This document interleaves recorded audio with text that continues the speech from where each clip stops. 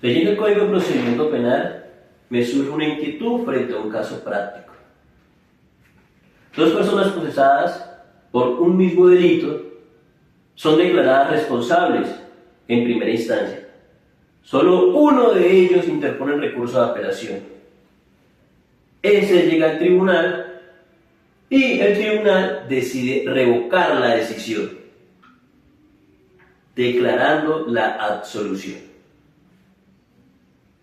Bajo este escenario, la pregunta sería: ¿esa absolución que se emitió en segunda instancia, producto del recurso de apelación interpuesto por uno de los condenados, beneficia al otro que no interpuso el recurso de apelación y que ni siquiera se pronunció como no recurrente?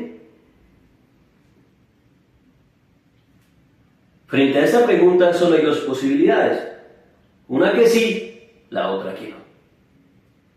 Que sí se aplica esa absolución también a aquel que no interpuso el recurso de alzada, teniendo en cuenta que la Corte Suprema de Justicia ha indicado que no existen ejecutorias parciales, que como tal una causa se considera ejecutoriada cuando ya no haya más posibilidades de pronunciarse frente a esta. De tal manera que si uno no recurre y el otro sí, el que no recurrió tiene que esperar a que el superior funcional del juez que dictó la decisión se pronuncie frente al recurso interpuesto por su compañero de causa. En ese orden de ideas, como la decisión de primera instancia no está ejecutoriada, pues sería posible extenderse esa absolución también al que no recurrió.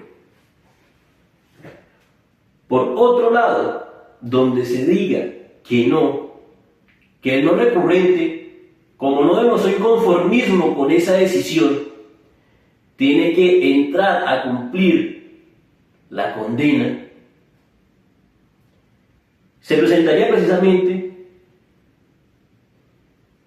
la teoría que el suscrito hoy en esa materia viene a presentar, la cual ha titulado Omisión legislativa relativa en cuanto al principio de aplicación extensiva en la resolución del recurso de apelación. Para ello, lo primero a lo que se acude, como tópico número 1, es lo atinente a qué se entiende por una omisión legislativa. Y para ello, tenemos que indicar en principio que hay dos tipos de omisiones legislativas: las absolutas y las relativas. Las omisiones legislativas absolutas son aquellas en las cuales el Congreso, que es el que tiene la facultad en primera medida de hacer las leyes, no se ha pronunciado sobre una materia. Y la omisión legislativa relativa ya tiene que ver con que el Congreso sí se pronuncia a través de una ley sobre algo en concreto, pero deja por fuera o no abarca otros postulados que, de acuerdo con la Constitución Política de Colombia, también tendrían que tenerse en cuenta. Pues bien, nuestra Corte Constitucional ha indicado que, de acuerdo con la doctrina constitucional, solo las omisiones legislativas relativas son objeto de control. ¿Y esto por qué? Porque si no se ha emitido una ley que vendría siendo la omisión legislativa absoluta, pues no tendría algo bajo lo cual analizar la Corte si en efecto cumple o no los postulados constitucionales. No tendría una norma que comparar con la norma superior para verificar si está acorde a ella o no. Es por esto que son objeto de control aquellas comisiones legislativas relativas donde se emite una ley, pero esa no abarca todo lo que resultaría garantista, sino solo una parte. Pues bien, después de tocarse la omisión legislativa, se acude precisamente a la norma que considero debe ser puesta en análisis frente a esa relatividad que se ha indicado. Y es el artículo 187 del Código de Procedimiento Penal, donde se establece un principio en materia de recurso extraordinario de casación.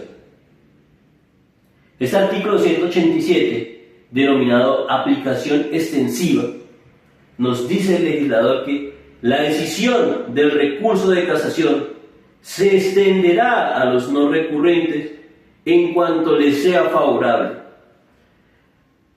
De modo que si hay condenados en primera y en segunda instancia, y solo uno de ellos interpone el recurso extraordinario de casación, el otro guarda silencio, pues si el que interpuso el recurso extraordinario de casación resulta con una decisión favorable a sus intereses, esta decisión se extiende y se le aplica a los no recurrentes. El problema aquí, precisamente, es que esa figura es contemplada únicamente para el recurso extraordinario de apelación. Y, por ende, se considera que se decayó una omisión legislativa relativa en punto que no existen motivos para que no se haya establecido esta figura o este principio también dentro de los resultados de una apelación. Si bien el Congreso tiene libertad de configuración legislativa, recuérdese que la misma Corte Constitucional nos ha indicado que esa libertad de configuración legislativa tiene unos límites que emanan precisamente del artículo 4 de la Constitución Política de Colombia.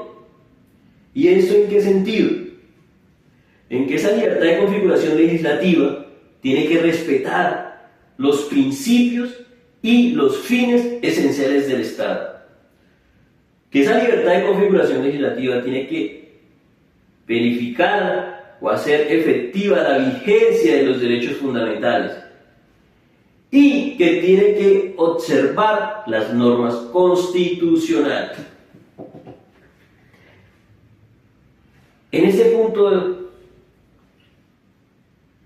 trayendo a colación el artículo 187, donde se establece el principio de aplicación extensiva en el recurso extraordinario de casación, más no en el recurso ordinario de apelación, pues acude el suscrito al artículo 2 de la Constitución Política de Colombia, en donde se establecen los fines esenciales del Estado. Y tanto en el primero como en el inciso segundo, donde se indica que las autoridades de la República de Colombia tienen que encargarse de hacer efectivos esos principios, aparece reflejado uno que es de trascendencia. Es el fin esencial del Estado, de asegurar la vigencia de un orden justo. ¿En qué medida se puede llegar a considerar justo que la decisión de un recurso de apelación donde se revoque una condena y se declare la absolución, ejemplo, por desconocimiento del principio de legalidad, se considere que no se extienda a aquel que no interpuso recurso de apelación únicamente porque guardó silencio, si como con la no interposición del recurso, con el silencio del afectado, se subsanaran los hierros de legalidad? Si una decisión resulta ilegal y por ende tenía que prevalecer la absolución, pues eso tiene que extenderse también para aquel otro que estuvo sometido a una decisión ilegal y que por una u otra razón no demostró su inconformismo. He ahí precisamente la omisión legislativa relativa que el suscrito pone de presente, que ese artículo 187 pues, fue creado precisamente para garantizar un orden justo, pero que de cierta manera afecta también el principio o el derecho a la igualdad, en el sentido que solo se determinó para aquel recurso extraordinario de casación y no para las resultas de un recurso tan básico y tan esencial al que cualquiera puede acudir como es el recurso de apelación.